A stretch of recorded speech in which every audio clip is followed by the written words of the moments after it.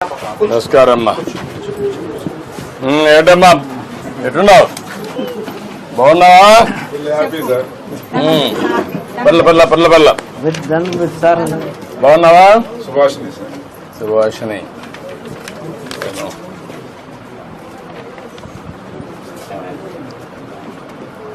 మీ అమ్మాయా? మనవరాలు.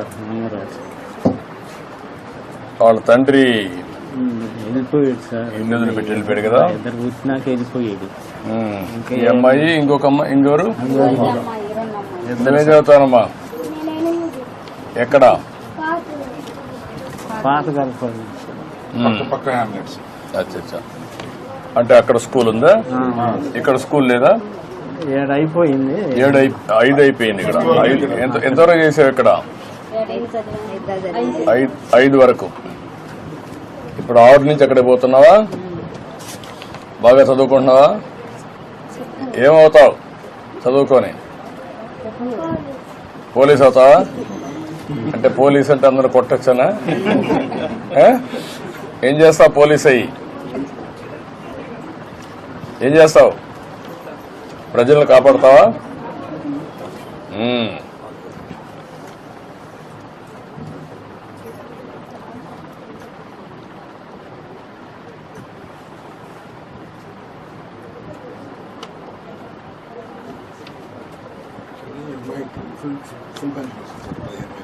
యా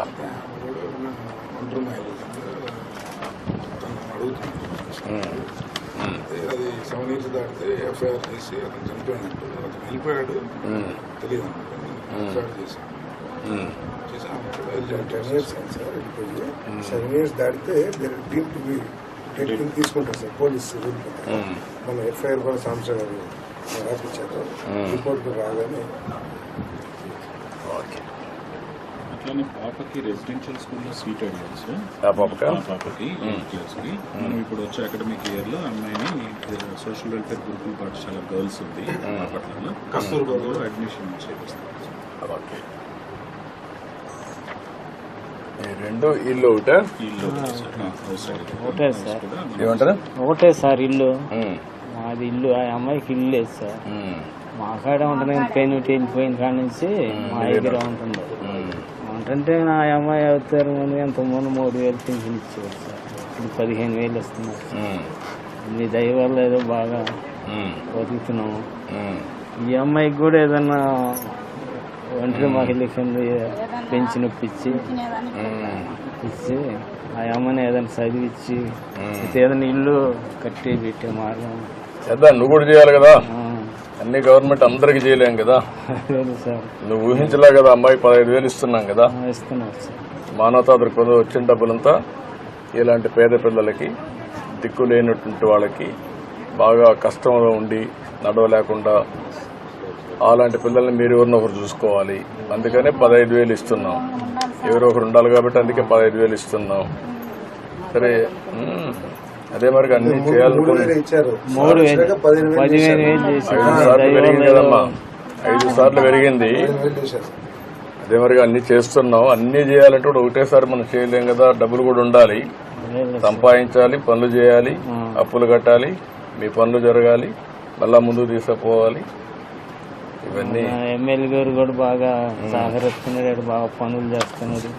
మన బండి పిచ్చాడు ఎమ్మెల్యే గారు సార్. మీరు పని చేయండి. ఇది చేస్తూనే ఈ అమ్మాయికి పింఛన్ ఇచ్చేసేయండి, ఇల్లు కట్టి ఇచ్చేసేయండి. ఆ అమ్మాయిని చదివిస్తా ఉండండి. చూద్దాం అమ్మాయిని చదివించండి. మీరు కూడా చదివండి. నేను మాట్లాడతాను.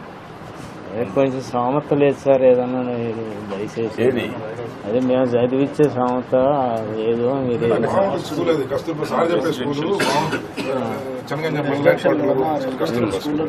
కస్తూర్బా స్కూల్లో పెట్టేసేయండి. పెట్టేసేయండి. ఓకే ఓకే అమ్మా. Hi bye. సరేనా? పింఛన్ ఈ అమ్మాయికి అమ్మా చెప్పాలి. సరే సార్. బాగున్నావా? చూడు చూడు బాగున్నావు నువ్వు? పర్లే పర్లే. ఏంటి ఎట్టున్నావు? పుట్టుకో అడ్డుడమ్మా. అటు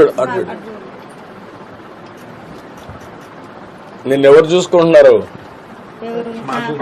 తాత, అమ్మమ్మ అన్ని తెలిసినాయని ఇంకా తెలుసు కానీ చెప్పలేదు సార్. చెప్పలేదు. మేనరికం వల్ల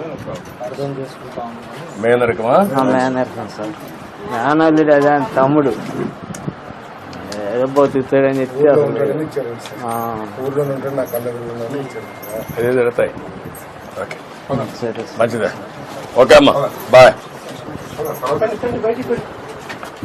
ఇప్పుడు డబ్బులు అర్థమవుతుందా అమ్మాయికి? బంధువులతో అయినా అర్థం అవుతాయా? నిన్న అర్థం చేసుకుంటుందా? మైండ్ తక్కువ సార్, మాట్లాడలేదు. మాట్లాడలేదు.